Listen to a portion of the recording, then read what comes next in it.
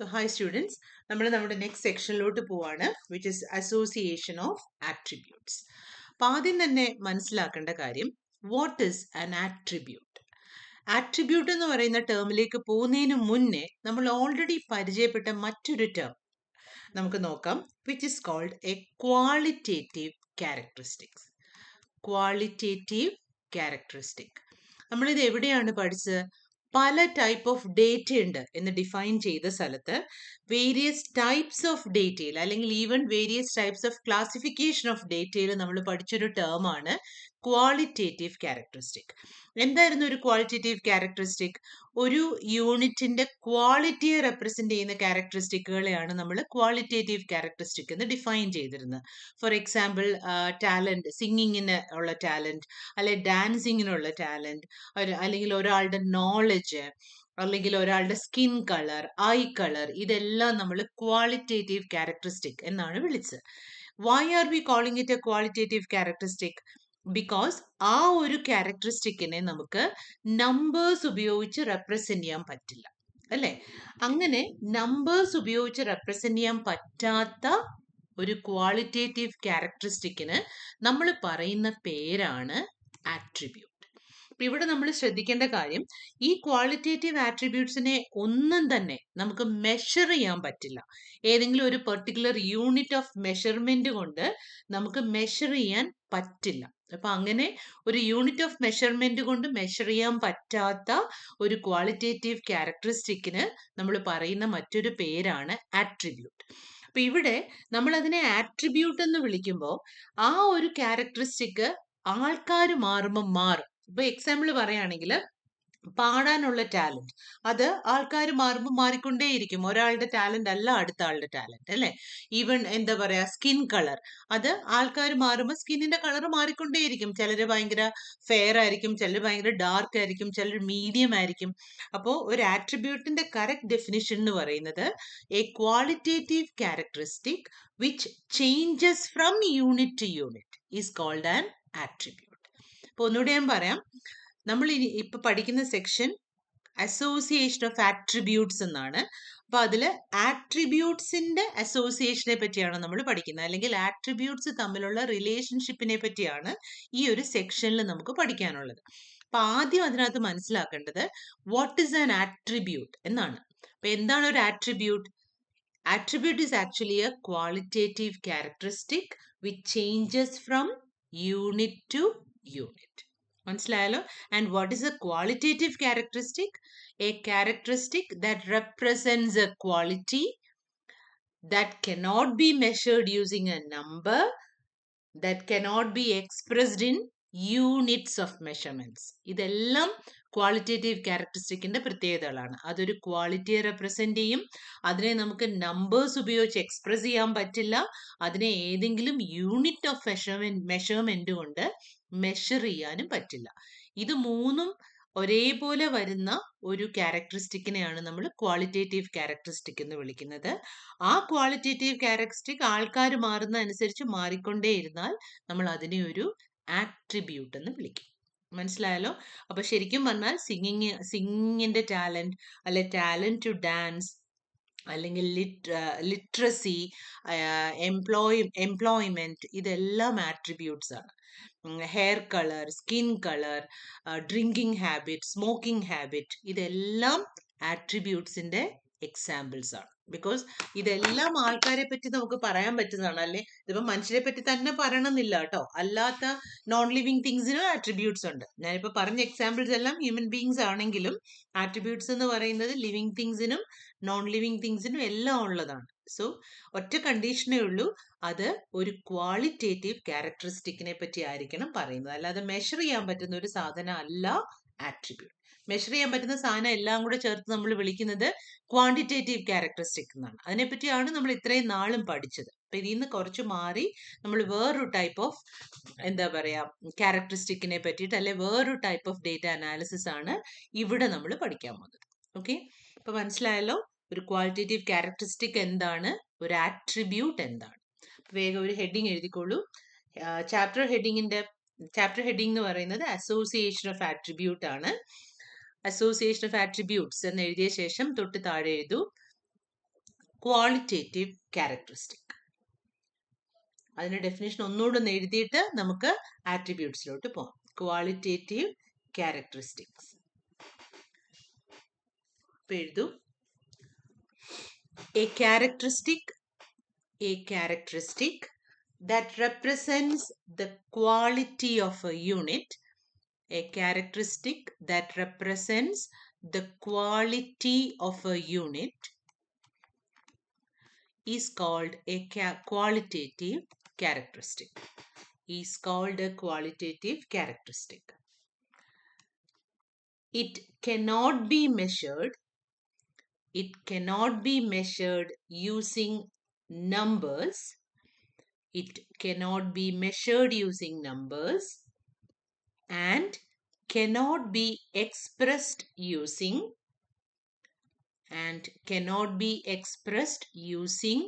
units of measurement.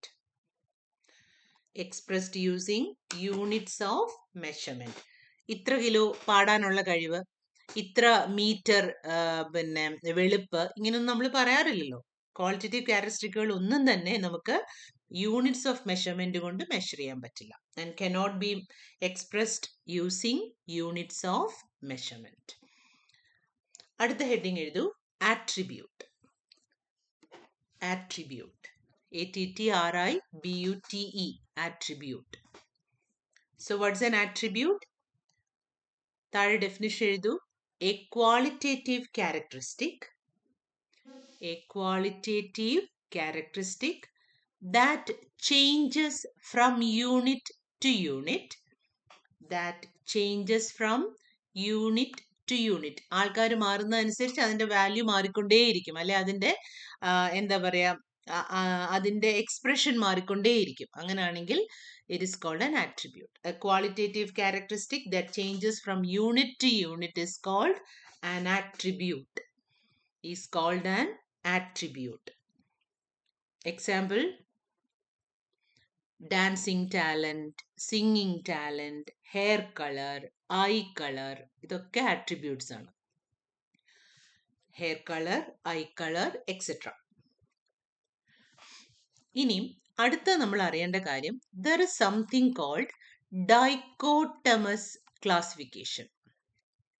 Dichotomous classification. Dichotomy എന്ന് പറഞ്ഞാൽ രണ്ട്, ടു എന്നർത്ഥം. രണ്ടായിട്ട് ഒരു സംഗതിയെ ഡിവൈഡ് ചെയ്താൽ അതിനെ നമുക്ക് ഡൈക്കോട്ടമി എന്ന് പറയാം. അപ്പൊ ഡൈക്കോട്ടമസ് ക്ലാസിഫിക്കേഷൻ എന്ന് പറയുന്നത് നമ്മളുടെ കയ്യിലുള്ള ഒരു ഗ്രൂപ്പ് ഓഫ് യൂണിറ്റ്സിനെ ഏതെങ്കിലും ഒരു ആട്രിബ്യൂട്ടിന്റെ പ്രസൻസും ആബ്സെൻസും അനുസരിച്ച്, അതിന്റെ പ്രസൻസും ആബ്സെൻസും അനുസരിച്ച് നമ്മൾ രണ്ടായിട്ട് ഡിവൈഡ് ചെയ്താൽ it is called dichotomous classification. മനസ്സിലായോ? നമ്മുടെ കയ്യിൽ ഇപ്പം എക്സാമ്പിൾ പറയുകയാണെങ്കിൽ, നമ്മുടെ കയ്യിലുള്ള നമ്മളൊരു ഗ്രൂപ്പ് ഓഫ് 20 സ്റ്റുഡൻസിനെ എടുത്തിട്ട് അതിൽ പാടാൻ കഴിവുള്ളവരെല്ലാം ഒരു സ്ഥലത്ത്, പാടാൻ കഴിവില്ലാത്തവരെല്ലാം മറ്റൊരു സ്ഥലത്ത്, ഇങ്ങനെ രണ്ടായിട്ട് അവരെ വേർതിരിച്ച് നിർത്തിയാൽ that is called dichotomous classification. That is, the group is classified on the basis of the presence and absence of an attribute. നമ്മളിപ്പോ എന്താ പറയാ, ഒരു സൊസൈറ്റിയിൽ നിന്ന് ഒരു 50 പേരെ വിളിച്ചിട്ട് അതിൽ നിന്ന് ഡ്രിങ്ക്സ്, ആൽക്കഹോൾ കുടിക്കുന്നവരെയെല്ലാം ഒരു ഗ്രൂപ്പും കുടിക്കാത്തവരെയെല്ലാം മറ്റൊരു ഗ്രൂപ്പും, അങ്ങനെ രണ്ടായിട്ട് ക്ലാസിഫൈ ചെയ്താൽ എഗെയിൻ അത് ഡൈക്കോട്ടമസ് ക്ലാസിഫിക്കേഷന്റെ ഡെഫിനിഷൻ ആണ്. ഓക്കെ, അപ്പോൾ അടുത്ത ഹെഡിങ് എഴുതിക്കോ. Dichotomous classification. The process of dividing units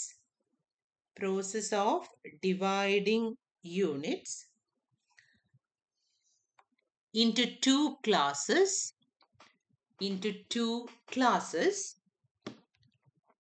based on the presence and absence of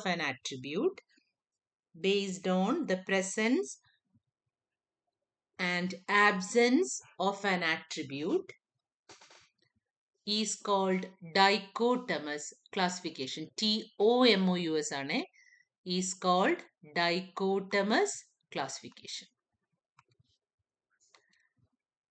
For example, if a group of youngsters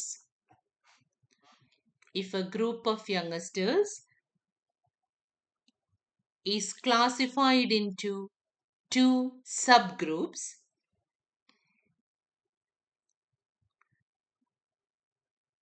on the basis of whether they are employed or not. On the basis of whether they are employed or not. എന്താ നമ്മളിപ്പോൾ എഴുതിയത്? ഒരു group of യങ്സ്റ്റേഴ്സിനെ എംപ്ലോയ്മെന്റിന്റെ പേരിൽ രണ്ടായിട്ട് തിരിക്കുകയാണ്. Employed ആയവരെല്ലാം ഒരു സൈഡിലും employment ഇല്ലാത്തവരെല്ലാം unemployed ആയിട്ടുള്ളവരെല്ലാം മറ്റൊരു സൈഡിലും. ഇങ്ങനെ ഒന്ന് അതിന്റെ താഴോട്ട് എഴുതിക്കേ. അതായത് എംപ്ലോയ്മെന്റിന്റെ ബേസിസിൽ എംപ്ലോയിഡ് എന്നും അൺഎംപ്ലോയിഡ് എന്നും ആൾക്കാരെ വേർതിരിച്ചാൽ നമുക്കത് ഡൈക്കോട്ടമസ് ക്ലാസിഫിക്കേഷൻ എന്ന് പറയാൻ പറ്റും. വേറെ എക്സാമ്പിള്, ഏതെങ്കിലും ഒരു പെർട്ടിക്കുലർ റിലിജനിൽ പെട്ടവരെല്ലാം ഒരു ഗ്രൂപ്പ്, പെടാത്തവരെല്ലാം മറ്റൊരു ഗ്രൂപ്പ് ആണെങ്കിൽ എഗെയിൻ അത് എന്ത് തന്നെയാണ്?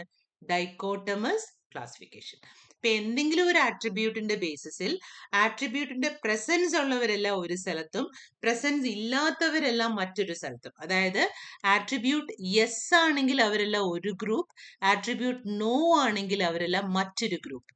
ഈ രീതിയിൽ രണ്ടായിട്ട് ക്ലാസിഫൈ ചെയ്യുന്നതിനെയാണ് ഡൈക്കോട്ടമസ് ക്ലാസിഫിക്കേഷൻ എന്ന് പറയുന്നത്. മനസ്സിലായല്ലോ? ഇതാണ് അടുത്ത കൺസെപ്റ്റ്, ഡൈക്കോട്ടമസ് ക്ലാസിഫിക്കേഷൻ. ഇനി നമ്മൾ പറയാൻ പോകുന്നത് ഇങ്ങനെ ക്ലാസിഫൈ ചെയ്ത ആൾക്കാരെ ടേബിളിൽ, ആൾക്കാരുടെ ഡേറ്റ ടേബിളിൽ റെപ്രസെന്റ് ചെയ്യുന്നതിനെ പറ്റിയിട്ടാണ്. അതായത് ആൾക്കാരെ നമ്മൾ ഏതെങ്കിലും ഒരു ക്യാരക്ടറിസ്റ്റിക്കിന്റെ പേരിൽ ഗ്രൂപ്പ്സ് ആയിട്ട് സബ് ഡിവൈഡ് ചെയ്തിട്ട് അതിനെ നമ്മളൊരു ടേബിളിൽ റെപ്രസെന്റ് ചെയ്താൽ ആ ടേബിളിന് പറയുന്ന പേരാണ്, സ്റ്റാറ്റിസ്റ്റിക്കലി നമ്മൾ പറയുന്ന പേരാണ് കണ്ടിജൻസി ടേബിൾ. അപ്പൊ അടുത്ത heading contingency table. CONTIGENCY, contingency table. അപ്പൊ എന്തായിരുന്നു കണ്ടിജൻസി ടേബിൾ? നമ്മളുടെ കയ്യിലുള്ള ആട്രിബ്യൂട്ട്സിന്റെ പ്രസൻസും ആബ്സെൻസും അനുസരിച്ച്, പ്രസൻസും ആബ്സെൻസും തന്നെ വേണമെന്നില്ല, ആട്രിബ്യൂട്ടിന്റെ ഏതെങ്കിലുമൊക്കെ പ്രത്യേകത അനുസരിച്ച് നമ്മൾ ആൾക്കാരെ പല പല സബ് ഗ്രൂപ്പ്സ് ആയിട്ട് ഡിവൈഡ് ചെയ്തിട്ട് അതിനെ നമ്മളൊരു ടേബിളിൽ റെപ്രസെന്റ് ചെയ്താൽ ആ ടേബിളിന് പറയുന്ന പേരാണ് കണ്ടിജൻസി ടേബിൾ. ഓക്കെ, അപ്പൊ അടുത്ത് എഴുതിക്കോ, കണ്ടിജൻസി ടേബിൾ. ഇഫ് ആട്രിബ്യൂട്ട്സിന്റെ ബേസിസിൽ ഡേറ്റയെ റെപ്രസെന്റ് ചെയ്യുന്നു, അതാണ് contingency table. If data is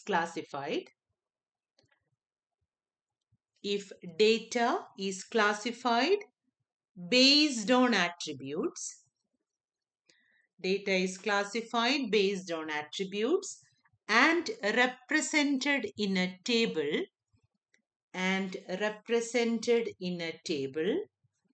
comma, it is called contingency table. It is called a contingency table.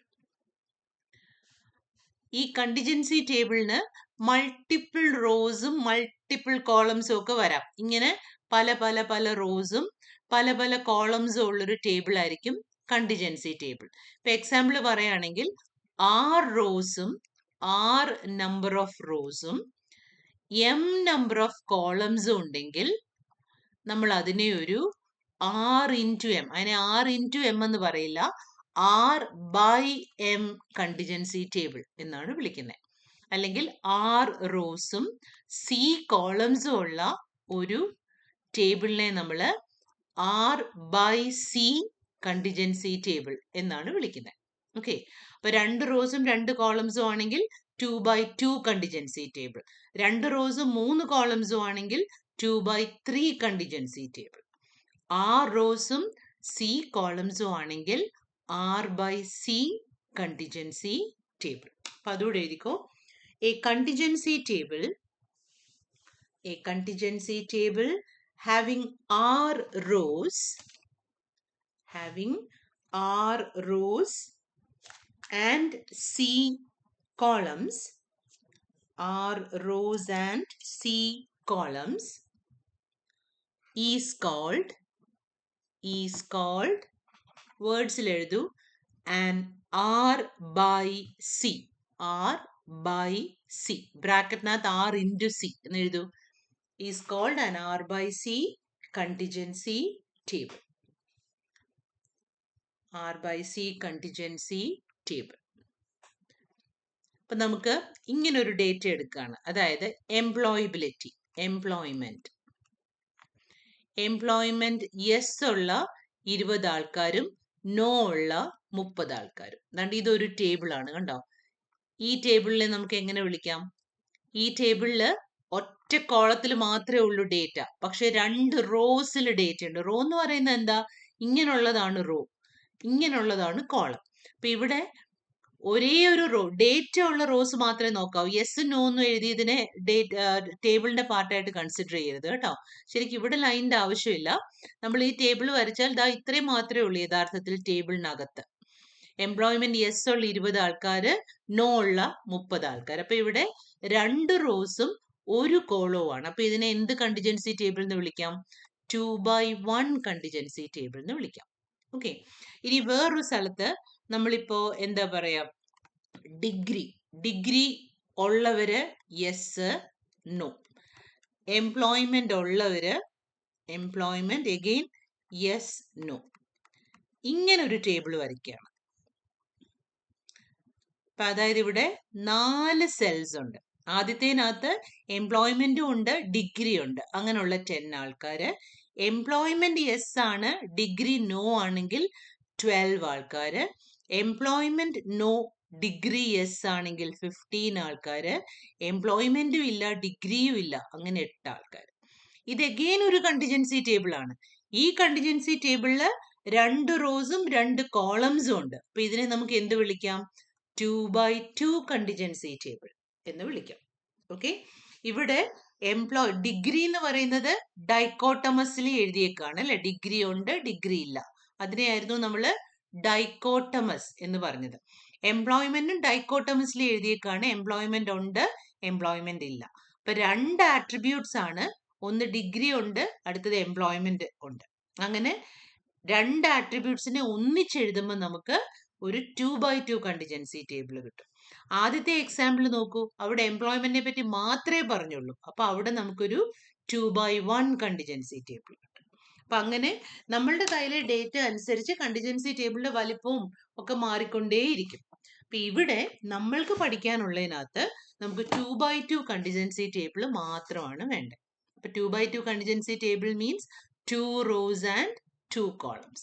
അപ്പൊ അതിന് താഴെ എഴുതൂ, a contingency table having 2 rows and 2 columns. 2 rows and 2 columns is called a 2/2 contingency table. Is called a 2/2 contingency table.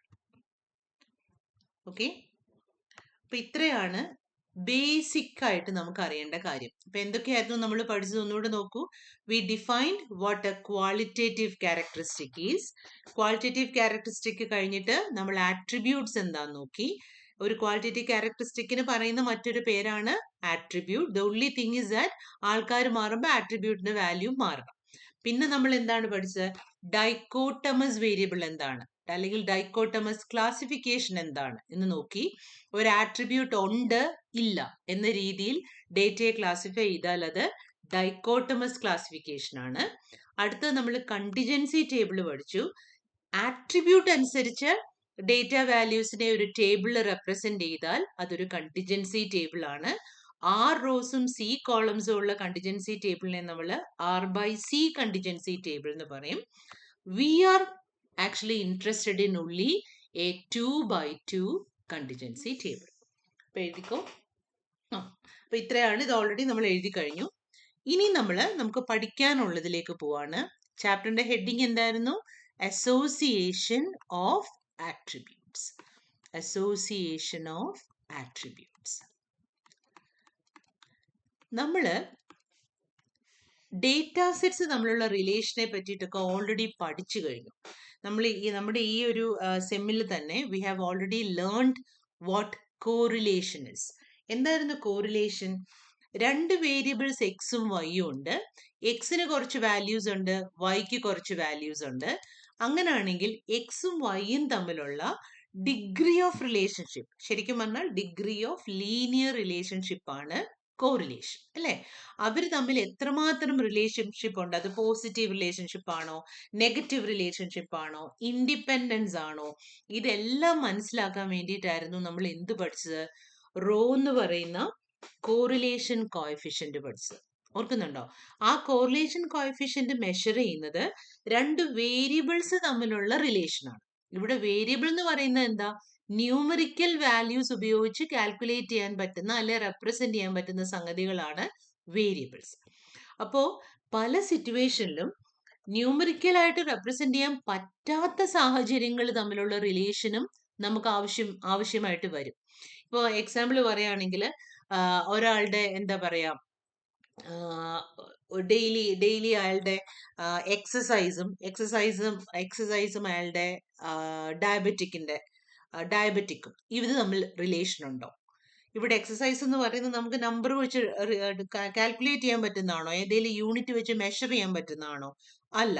Diabetes എന്ന് പറയുന്ന ഒരു disease ആണ്. അതിന്റെ പ്രസൻസും ആബ്സെൻസും നമുക്ക് പറയാൻ പറ്റുള്ളൂ. എത്ര ഡയബറ്റിക് ഉണ്ട്? 2 ഡയബറ്റിക് ആണോ, 3 ഡയബറ്റിക് ആണോ, ഇങ്ങനെയൊന്നും നമുക്ക് പറയാൻ പറ്റില്ല. അപ്പൊ എക്സസൈസും ഡയബറ്റിസും തമ്മിൽ റിലേഷൻഷിപ്പ് ഉണ്ടോ എന്നത് ഭയങ്കര ഇമ്പോർട്ടന്റ് ആയിട്ടുള്ള സ്റ്റഡിയാണ്. ഇവിടെ എക്സസൈസ് എന്ന് പറയുന്നത് ഒരു ആട്രിബ്യൂട്ട് ആണ്, ഡയബറ്റിക് എന്ന് പറയുന്നത് മറ്റൊരു ആട്രിബ്യൂട്ട് ആണ്. ഒരാൾക്ക് പാടാനുള്ള കഴിവും ഡാൻസ് ചെയ്യാനുള്ള കഴിവും തമ്മിൽ റിലേഷൻഷിപ്പ് ഉണ്ടോ? എഗെയിൻ ഒരു ഇൻട്രസ്റ്റിംഗ് സ്റ്റഡിയാണ്, അല്ലേ?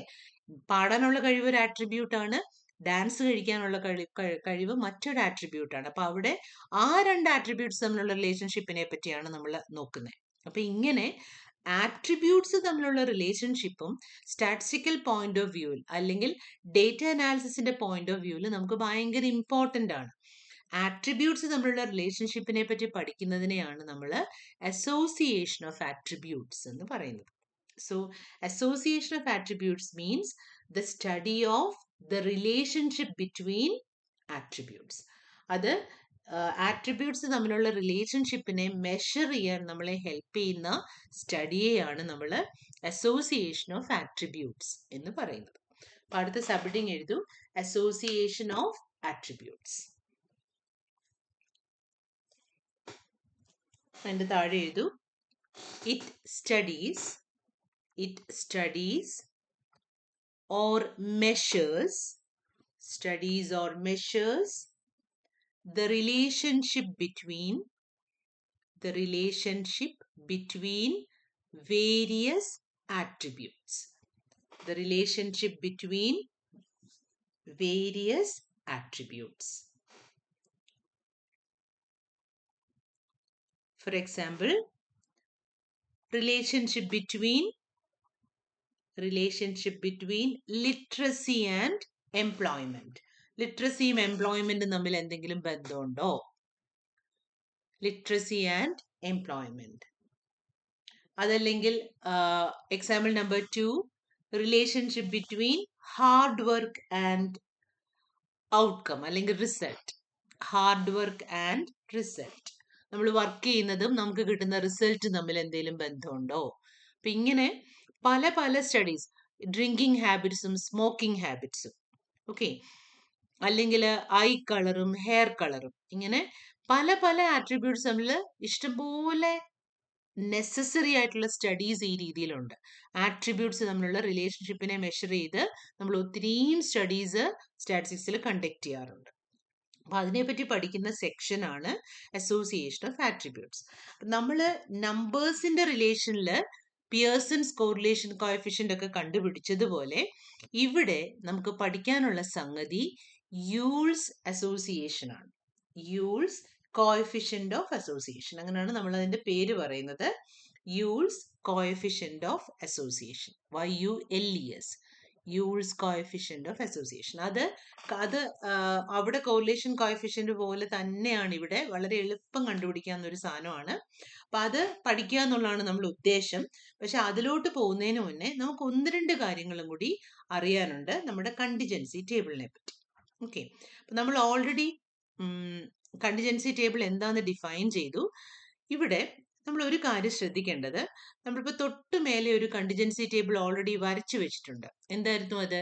ഡിഗ്രിയും എംപ്ലോയ്മെന്റും തമ്മിലുള്ള റിലേഷൻ. ഡിഗ്രി ഉള്ളവർക്കും, അതായത് ഡിഗ്രി ഉള്ളത് നമ്മുടെ എംപ്ലോയ്മെന്റിനെ ഏതെങ്കിലും രീതിയിൽ ബാധിക്കുമോ, അല്ലെങ്കിൽ എംപ്ലോയ്മെന്റ് കിട്ടുക എന്ന് പറയുന്നത് ഡിഗ്രിയെ ഡിപ്പെൻഡ് ചെയ്താണോ ഇരിക്കുന്നത് എന്നതൊക്കെയുള്ള സ്റ്റഡീസിന്റെ, അല്ലെങ്കിൽ അങ്ങനെ ഒരു സ്റ്റഡി കണ്ടക്ട് ചെയ്യാൻ നമ്മളെ ഹെൽപ്പ് ചെയ്യുന്ന ഒരു ടേബിളാണ് ഈ മുകളിൽ വരച്ചേക്കുന്നത്. ആ ടേബിൾ നിങ്ങൾ ഒന്നുകൂടെ ഒന്ന് ശ്രദ്ധിച്ചു നോക്കൂ.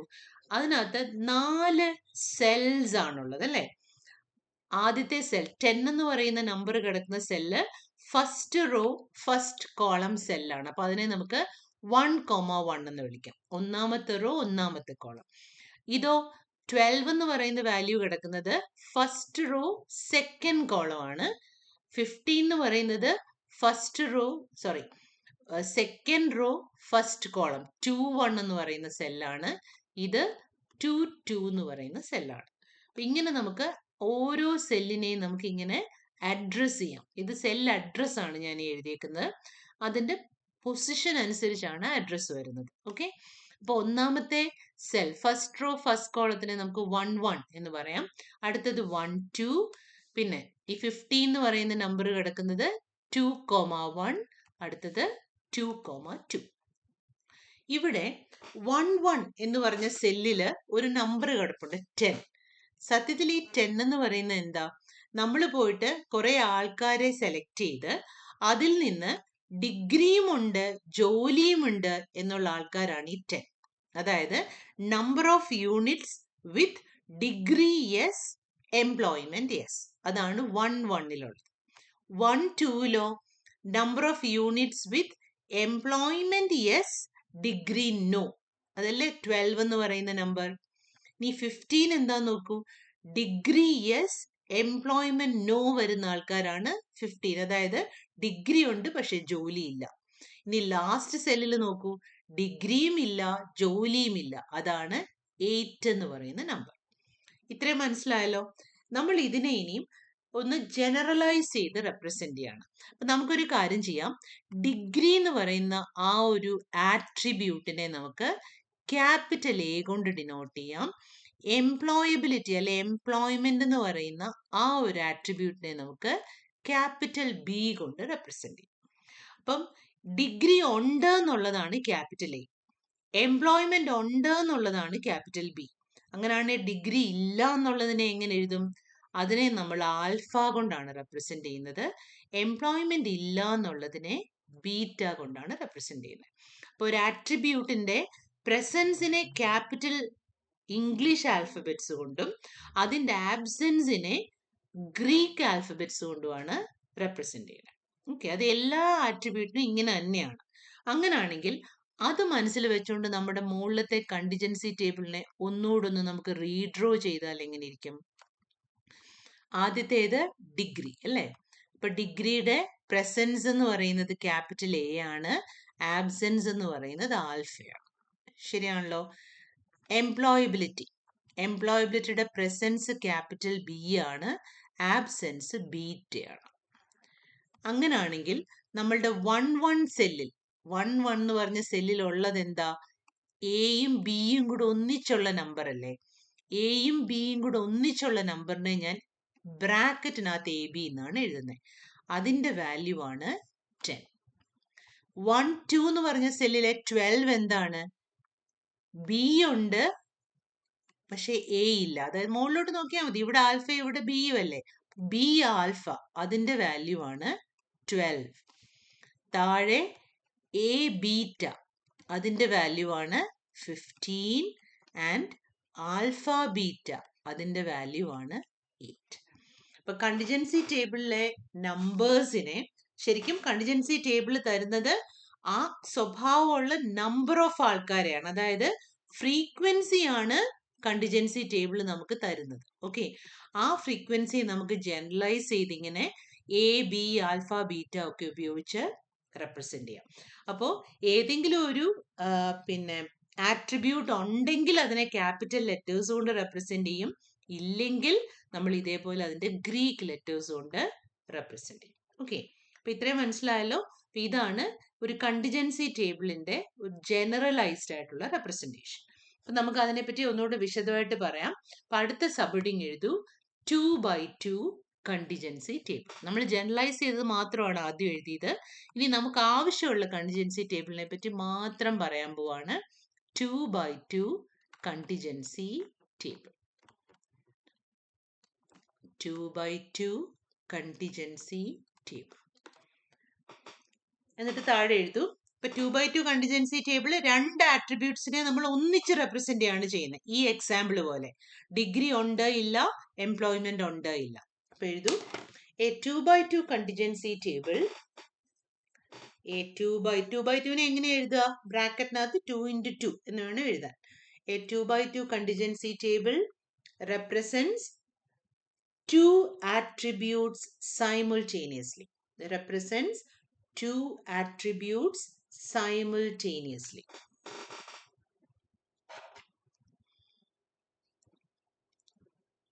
For example, ഈ ആദ്യത്തെ നമ്മുടെ ഈ ടേബിൾ ഒന്ന് വരച്ചേ. Degree yes no, employment yes no. Employment എന്ന് കംപ്ലീറ്റ് ആയിട്ട് എഴുതണം കേട്ടോ. Degree yes no, employment yes no. Employment yes no. ചുമ്മാ ഇങ്ങനെ കുറെ നമ്പേഴ്സ് എഴുതും. 10, 12, 15, 8.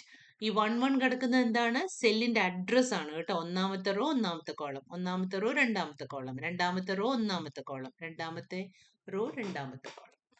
വേണമെങ്കിൽ എഴുതിക്കോ, മനസ്സിലാക്കാൻ വേണ്ടി മാത്രം പറഞ്ഞു എന്നേ ഉള്ളൂ. 10, 12, 15, 8 അത്ര എഴുതിയിട്ട് താഴെ എഴുതൂ. generalizing, comma, the presence of an attribute is represented by capital letters. Presence of an attribute is represented by capital letters, and absence of an attribute is represented using Greek letters.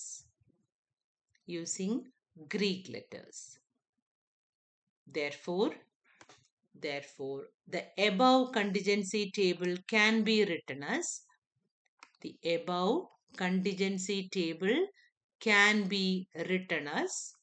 ഈ രണ്ടാമത്തെ table ഒന്ന് വരച്ചേ ഒന്നും കൂടെ. Same സാധനത്തിനെ തന്നെ നമ്മൾ ഒന്നും കൂടി റെപ്രസെന്റ് ചെയ്യാണ്. Can be written as, ഇവിടെ ഡിഗ്രി, ഇവിടെ എംപ്ലോയബിലിറ്റി അല്ലെങ്കിൽ എംപ്ലോയ്മെന്റ്. ഇത് യെസ് ആണ്. യെസ്സിനെ നമ്മൾ ബി എന്ന് റെപ്രസെന്റ് ചെയ്യും. ഇത് നോ ആണ്, ഇത് യെസ് ആണ്, ഇത് നോ ആണ്.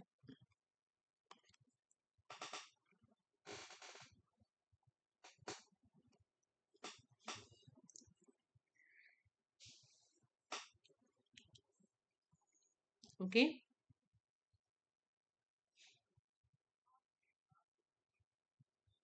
ഇങ്ങനെയാണ് നമ്മളൊരു കണ്ടിജൻസി ടേബിളിനെ ജനറലൈസ് ചെയ്ത് റെപ്രസെന്റ് ചെയ്യുന്നത്. Okay,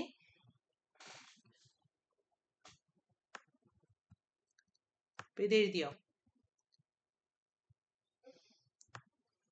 That is in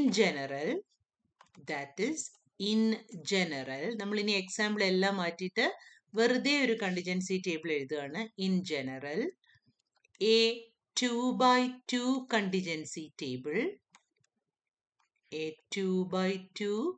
contingency table will be as below.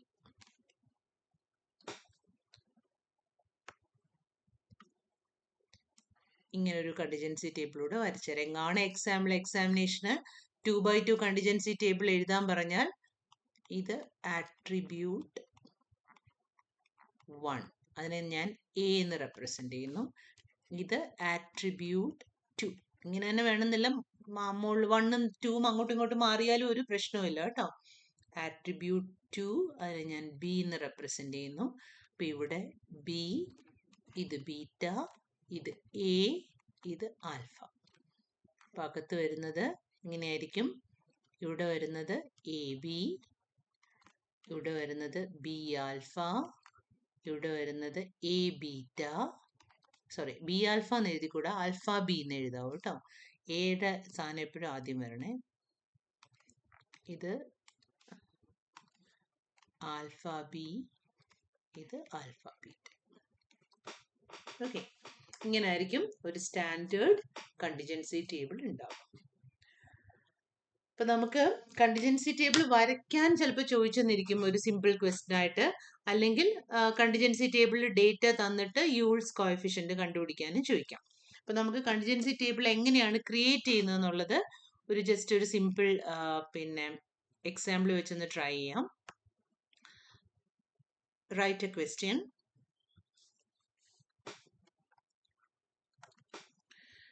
To study the relation between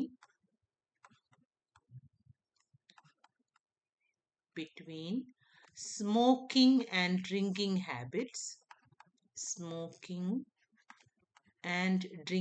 habits,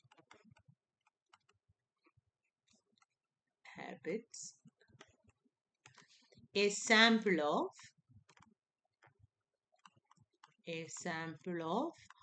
100 adults were chosen. Full stop. 23 of them had both the habits.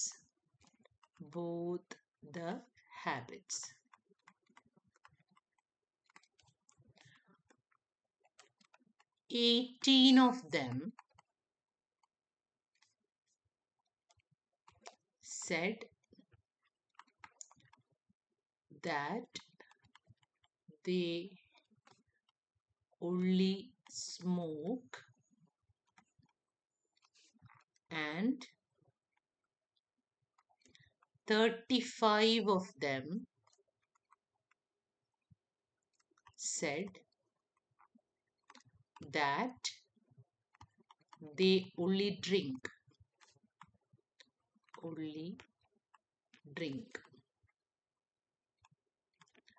Represent the data using a contingency table. Represent the data using a contingency table. Question വായിച്ചു നോക്കി. To study the relation between smoking and drinking habits, a sample of 100 adults were chosen. നമുക്കറിയേണ്ടത് കുടിക്കുക cigarette വലിക്കുക, ഈ രണ്ട് സ്വഭാവം തമ്മിൽ എന്തെങ്കിലും ബന്ധമുണ്ടോ എന്നറിയാൻ വേണ്ടിയിട്ട് 100 അഡൽസിനെ ചൂസ് ചെയ്തു. അതില് അവരെ ചൂസ് ചെയ്ത് അവരോട് കുടിക്കുവോ വലിക്കുവോ എന്നൊക്കെ ക്വസ്റ്റ്യൻ ചോദിച്ചപ്പം അവരെന്ത് പറഞ്ഞു? 23 of them said had both the habits. 23 പേര്, അതിൽ 23 പേർക്ക് രണ്ട് സ്വഭാവങ്ങളും ഉണ്ടായിരുന്നു. അതായത് അവർ കുടിക്കുകയും ചെയ്യും വലിക്കുകയും ചെയ്യും. 18 of them said that they only smoke. 18 പേര് പറഞ്ഞു ഞങ്ങൾ കുടിക്കത്തില്ല, ഞങ്ങൾ സ്മോക്ക് ചെയ്ത് മാത്രമേ ഉള്ളൂ. And 35 of them said that they only drink. 35 പേര് പറഞ്ഞു ഞങ്ങൾ കുടിക്കത്ത് മാത്രമേ ഉള്ളൂ, വലിക്കത്തില്ല എന്ന് പറഞ്ഞു. അപ്പൊ ഇത് ഒരു കണ്ടിജൻസി ടേബിളിൽ റെപ്രസെന്റ് ചെയ്യണം. അപ്പൊ ആലോചിച്ചോണം, കണ്ടിജൻസി ടേബിളിൽ നമ്മൾ ഇവിടെ രണ്ട് ആട്രിബ്യൂട്ട്സിനെ പറ്റിയാണ് പറയുന്നത്. ഒന്ന് സ്മോക്കിംഗ് ഹാബിറ്റ്, അതൊരു ആട്രിബ്യൂട്ട് ആണ്, ഒരു ക്വാളിറ്റി ക്യാരക്ടറിസ്റ്റിക് ആണ്. അടുത്തത് ഡ്രിങ്കിങ് ഹാബിറ്റ്. അപ്പൊ രണ്ട് ആട്രിബ്യൂട്ട്സിനെ റെപ്രസെന്റ് ചെയ്യുമ്പോൾ നമ്മുടെ കണ്ടിജൻസി ടേബിൾ എങ്ങനെയിരിക്കും? ഉറപ്പായിട്ടും അതൊരു 2x2 കണ്ടിജൻസി ടേബിൾ ആയിരിക്കും. ഏതെങ്കിലും ഒരു സ്ഥലത്ത് നിങ്ങൾ സ്മോക്കിംഗ് എടുക്കുക, നിങ്ങളുടെ ഇഷ്ടമാണ് എങ്ങനെ എടുക്കണമെന്നുള്ളത്. അടുത്തത് ഡ്രിങ്കിങ് എടുക്കുക. അത് രണ്ടും ആണല്ലോ നമുക്ക് വേണ്ടുന്നത്, ഡ്രിങ്കിങ്. ഇനി എന്ത് ചെയ്യണം? ഡ്രിങ്കിങ്ങിന്റെ യെസ് ഒരിടത്ത്, നോ ഒരിടത്ത്. സ്മോക്കിങ്ങിന്റെ യെസ് ഒരിടത്ത്, നോ ഒരിടത്ത്. ഇനി ആകെ നമ്മുടെ ജോലി ഈ ടേബിളിനകത്തോട്ട് നമ്മുടെ വാല്യൂസ് ഫില്ല് ചെയ്യുക എന്നുള്ളതാണ്. അത് ഫില്ല് ചെയ്താൽ നമ്മുടെ കണ്ടിജൻസി ടേബിൾ ആയി. ഇനി ഒന്നാമത്തെ സെല്ലിൽ എന്ത് വേണം? സ്മോക്കിങ്ങും ഡ്രിങ്കിങ്ങും യെസ് എന്ന് പറഞ്ഞ ആൾക്കാർ എത്ര പേരായിരുന്നു രണ്ട് സ്വഭാവം ഉണ്ടെന്ന് പറഞ്ഞത്? 23 അല്ലേ? 23 of them had both the habits. അപ്പൊ ഇവിടെ വരുന്നത് എന്താണ്? 23. അടുത്ത സെല്ലിലോ? ഈ രണ്ടാമത്തെ സെല്ലിൽ എന്താ വരിക? ഇവിടെ എന്ത് വാല്യൂ ആണ് വേണ്ടുന്നത്? സ്മോക്കിംഗ് യെസ്സും ഡ്രിങ്കിങ് നോയും. അതായത് കുടിക്കത്തില്ല, വലിക്കത്ത് മാത്രമേ ഉള്ളൂ എന്ന് പറഞ്ഞവര്. അത് എത്ര പേരുണ്ടെന്ന് നോക്കൂ. 18 of them said that they only smoke. അപ്പൊ ഇവിടെ വരുന്നത് 18 എന്ന് പറയുന്ന നമ്പറാണ്.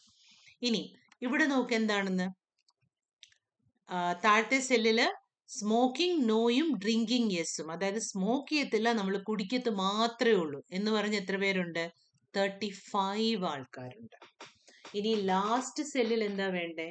രണ്ടും ഇല്ല, ഞങ്ങൾ കുടിക്കുകയില്ല വലിക്കുകയില്ല എന്ന് പറഞ്ഞ ആൾക്കാർ.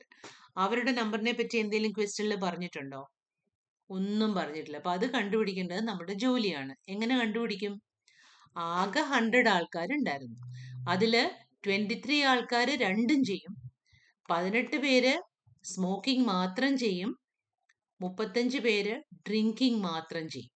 അപ്പൊ ഇതിൽ എന്തെങ്കിലുമൊക്കെ ചെയ്യുന്ന ആകെ എത്ര പേരുണ്ട്? 8 + 5 13 + 3 16 1 2 + 1 3 4 5 6 7. അപ്പൊ 76 ആൾക്കാരെ നമ്മൾ ഓൾറെഡി റെപ്രസെന്റ് ചെയ്ത് കഴിഞ്ഞു. ബാക്കിയുള്ള ആൾക്കാരായിരിക്കും ഈ രണ്ട് സ്വഭാവം ഇല്ലാത്ത, നമ്മൾ ഈ പറയുന്ന സൽസ്വഭാവി കാറ്റഗറിയിൽ പെടുന്ന ആൾക്കാർ. അപ്പൊ അവർ എത്ര പേരുണ്ട്? ആകെ 100 ആണ്. ഈ സ്വഭാവത്തിൽ ഏതെങ്കിലുമൊക്കെ ഉള്ള 76 ആൾക്കാരുണ്ട്. അപ്പൊ ബാക്കി എത്ര കാണും? 100 - 76, 100 - 76 = 24. അപ്പൊ അതാണ് നമ്മുടെ ലാസ്റ്റ് സെല്ലിൽ വരുന്നത്. അപ്പൊ ഈ രീതിയിൽ ചിലപ്പോൾ നമുക്ക് പ്രോബ്ലംസ് വന്നൂന്നിരിക്കും. ഓക്കെ, ഇനി ഒരു കാര്യം കൂടെ നമ്മളോട് വേണമെങ്കിൽ ഇതിന്റെ കൂടെ ചോദിക്കാം. അങ്ങനാണെങ്കിൽ സ്മോക്ക് ചെയ്യുന്ന ആകെ എത്ര പേരുണ്ട് എന്ന് ചോദിച്ചാൽ എത്ര കിട്ടും? ഇതിനകത്ത് നോക്ക്, സ്മോക്കിങ്ങും ഡ്രിങ്കിങ്ങും ഉള്ള 23 പേര്, ഡ്രിങ്കിങ് ഇല്ലാത്ത സ്മോക്കിംഗ് മാത്രമുള്ള 18 പേര്. അപ്പം സ്മോക്കിംഗ് ചെയ്യുന്ന ആകെ എത്ര പേര് കാണും? അതെന്ന് പറയുന്നത് ഈ ഫസ്റ്റ് റോയുടെ ടോട്ടൽ ആയിരിക്കും. ആവില്ലേ? ഇതിന്റെയും കൂടെ ടോട്ടൽ ആയിരിക്കും. അത് എത്ര വരും? 18 + 3 അല്ലേ, വേണ്ട, 8 + 3 11, 2 + 1 3 41. ഇനി സ്മോക്കിങ്ങേ ഇല്ലാത്ത എത്ര പേരാണ്? സ്മോക്കിംഗ് നോ പറയുന്ന എത്ര പേരാണ്? 5 + 4 9 3 4 5 59. ഇനി അതുപോലെ നോക്കൂ, ഡ്രിങ്കിങ് യെസ് പറഞ്ഞ എത്ര പേരാണ്? ഇതിന്റെ രണ്ടിന്റെയും കൂടെ സം ആയിരിക്കും. 5 6 7 8 58. ഡ്രിങ്കിങ് നോ ഉള്ള എത്ര പേരായിരിക്കും? 8 + 4 12 1 2 + 1 3. ഇതില് നമ്മുടെ ഈ രണ്ടെണ്ണം കൂടെ ആഡ് ചെയ്താലും 100 ആയിരിക്കും, ഇത് രണ്ടും കൂടെ ആഡ് ചെയ്താലും 100 ആയിരിക്കും. എന്തുകൊണ്ടാണ് 100 വരുന്നത്? 100 ആണ് നമ്മുടെ ആകെയുള്ള നമ്പർ ഓഫ് ആൾക്കാർ. അപ്പൊ നിങ്ങളടുത്ത് ഇങ്ങനെ വേണമെങ്കിലും ക്വസ്റ്റ്യൻസ് ചോദിക്കാം. So how many people smoke എന്ന് ചോദിച്ചാൽ എന്ത് ചെയ്യണം? സ്മോക്കിംഗ് യെസ് പറയുന്നവരുടെ ടോട്ടൽ കണ്ടുപിടിക്കണം. How many people do not smoke എന്ന് ചോദിച്ചാൽ സ്മോക്കിംഗ് നോ പറഞ്ഞതിന്റെ ടോട്ടൽ എടുക്കണം. അപ്പൊ ഇങ്ങനെ വേണമെങ്കിലും നമുക്ക് കണ്ടിജൻസി ടേബിളിൽ നിന്നും ടോട്ടൽ വാല്യൂസ് കണ്ടുപിടിക്കാൻ പറ്റും. നമ്മൾ ചെയ്യുന്നത് ശരിയാണെങ്കിൽ അവസാനത്തെ റോയുടെ ടോട്ടലും കോളത്തിന്റെ ടോട്ടലും ഒക്കെ എന്തായിരിക്കും? നമ്മളുടെ ആകെയുള്ള ആൾക്കാരുടെ എണ്ണമായിരിക്കും. ഇങ്ങനെ വേണമെങ്കിലും ക്വസ്റ്റ്യൻ ചോദിക്കാം. അപ്പൊ ഒരു ക്വസ്റ്റ്യൻ കൂടെ എഴുതിക്കോ. To identify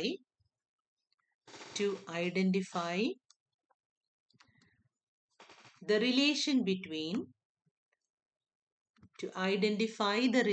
between hair color and eye color,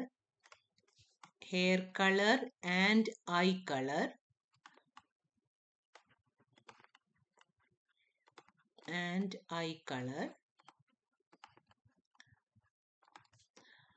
60 volunteers were chosen.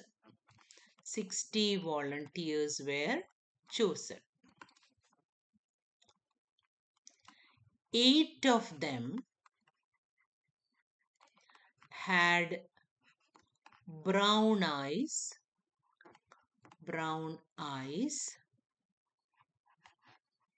and brown hair.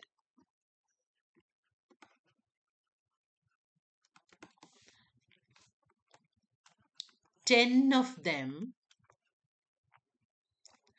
had brown eyes only, had brown eyes only, and 12 of them had brown hair only, brown hair only. Represent the data, represent the data in a contingency table, in a contingency table.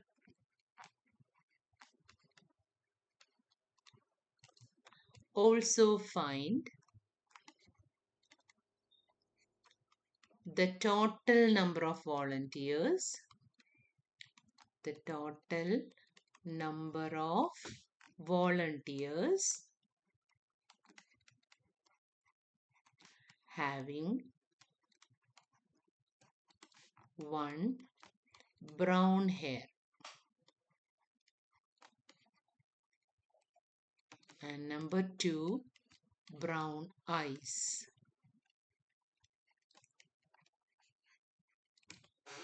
ഇതാണ് question. എന്താണ് question? Hair കളറും I കളറും തമ്മിലുള്ള relation പഠിക്കാനായിട്ട് എന്ത് ചെയ്തു? 60 volunteers where chosen. 60 വോളണ്ടിയേഴ്സിനെ നമ്മൾ choose ചെയ്തു. അപ്പൊ എന്ത് കണ്ടുപിടിച്ചു? 8 of them had brown eyes and brown hair. 8 പേർക്ക് ബ്രൗൺ കണ്ണും ഉണ്ടായിരുന്നു, ബ്രൗൺ മുടിയും ഉണ്ടായിരുന്നു. 10 of them had brown eyes only. 10 പേർക്ക് ബ്രൗൺ ഐസ് ഉണ്ട്, പക്ഷെ ഹെയർ ബ്രൗൺ അല്ലായിരുന്നു. 12 of them had brown hair only. 12 പേർക്ക് ബ്രൗൺ ഹെയർ മാത്രമേ ഉണ്ടായിരുന്നുള്ളൂ, ഐ കളർ ബ്രൗൺ ഒന്നും ആയിരുന്നില്ല. ഓക്കെ, ചോദിച്ചേക്കുന്നത് എന്താ? ഈ ഡേറ്റയെ നമ്മളൊരു കണ്ടിജൻസി ടേബിൾ ആയിട്ട് റെപ്രസെന്റ് ചെയ്യാനാണ് പറയുന്നത്. ഈ ഡേറ്റയെ എങ്ങനെ റെപ്രസെന്റ് ചെയ്യും? നേരത്തെ പോലെ തന്നെ draw the contingency table. Brown eyes ഒരു സ്ഥലത്ത് എടുക്കുക, ബ്രൗൺ ഹെയർ ഇഷ്ടമുള്ള പോലെ ചെയ്യുക. ഇവിടെ ബ്രൗൺ ഐസ് എടുത്താൽ മുകളിൽ ബ്രൗൺ ഹെയർ എടുക്കണം, ബ്രൗൺ ഹെയർ. ഇനി എന്താ ചെയ്യണ്ടേ? ബ്രൗൺ ഹെയർ യെസ്, ഇവിടെ നോ. ബ്രൗൺ ഐസ് യെസ്, ഇവിടെ നോ. ഇനി നമ്മുടെ നേരത്തെ ചെയ്ത പോലെ ക്വസ്റ്റ്യൻ വായിച്ച് ഇതിനകത്തെ വാല്യൂസ് ഫില്ല് ചെയ്യാം. അപ്പൊ ആദ്യത്തെ സെല്ലിൽ എന്താ വേണ്ടേ? ബ്രൗൺ ഐസും യെസ് ആണ്, ബ്രൗൺ ഹെയറും യെസ് ആണ്. രണ്ടും ബ്രൗൺ കണ്ണും ബ്രൗൺ മുടിയുള്ള എത്ര പേരുണ്ടായിരുന്നു? 8 പേര് അല്ലെ? 8 of them. ഇതാണ് രണ്ടും ഉള്ളത്. പിന്നെന്താ? 10 of them had brown eyes only. Brown eyes yes ആണ്, പക്ഷെ ബ്രൗൺ ഹെയർ ഇല്ല. അപ്പൊ ഏത് സെല്ലാണത് വരിക? ഇവിടെ 10 വരും. ബ്രൗൺ ഐസ് യെസ്സും ബ്രൗൺ ഹെയർ നോവും. അടുത്ത എന്താണ്? 12 of them had brown hair only. Hair മാത്രമേ ഉള്ളൂ, ഹെയർ യെസ് ആണ്, പക്ഷെ ഐസ് നോ ആണ്. അപ്പൊ ഇവിടെ 12. ആകെ എത്ര പേരായിരുന്നു? 60 വോളണ്ടിയേഴ്സ്. അപ്പൊ ലാസ്റ്റ് റോയിൽ രണ്ടും ഇല്ലാത്തവർ എത്ര പേര് കാണും? 60യിൽ നിന്ന് നമ്മുടെ ഇതിന്റെ സമ്മിനെ സബ്ട്രാക്ട് ചെയ്യാം. 8 + 10 + 12. 8 + 2 10 30. 60 - 30 എന്താണ്? 30. അതാണ് ഇവിടെ. അപ്പൊ ഇത്ര ആയപ്പോഴത്തേക്ക് നമ്മുടെ കണ്ടിജൻസി ടേബിൾ കിട്ടി. മനസ്സിലായില്ലേ? ഇനിയും കണ്ടിജൻസി ടേബിൾ കൂടാതെ വേറെയും ചോദിച്ചിട്ടുണ്ട്. എന്താ ചോദിച്ചേക്കുന്നത്? Also find the total number of volunteers having brown hair. ഇതിനകത്തു നിന്ന് ബ്രൗൺ ഹെയർ ഉള്ള ആകെ എത്ര പേരുണ്ട്? എങ്ങനെ കിട്ടും? ബ്രൗൺ ഹെയറിന്റെ യെസിന്റെ താഴെയുള്ള രണ്ടും കൂടെ ആഡ് ചെയ്താൽ മതി. എത്ര വരും അത്? 20. അപ്പൊ 20 ആൾക്കാർക്കാണ് എന്തുള്ളത്? ബ്രൗൺ ഹെയർ ഉള്ളത്. ബ്രൗൺ ഐസ് ഉള്ള എത്ര പേരുണ്ട്? ഈ റോ ആഡ് ചെയ്താൽ മതി. ബ്രൗൺ ഐസ് യെസ് പറയുന്ന റോ, അത് എത്രയാണ്? 18. അപ്പൊ 18 ആൾക്കാർക്കാണ് ആകെ ബ്രൗൺ ഐസ് ഉള്ളത്. അപ്പൊ ഈ വീഡിയോയിൽ ഇത്രയും മതി. യൂൾസ് കോഎഫിഷ്യന്റ് കണ്ടുപിടിക്കാൻ നമുക്ക് സെക്കൻഡ് വീഡിയോയിൽ നോക്കാം. ഇത് സിമ്പിൾ ആണ്. ജസ്റ്റ് കണ്ടിജൻസി ടേബിൾ നന്നായിട്ട് മനസ്സിലായാൽ the rest is very very easy. So that's all for today. Thank you and by.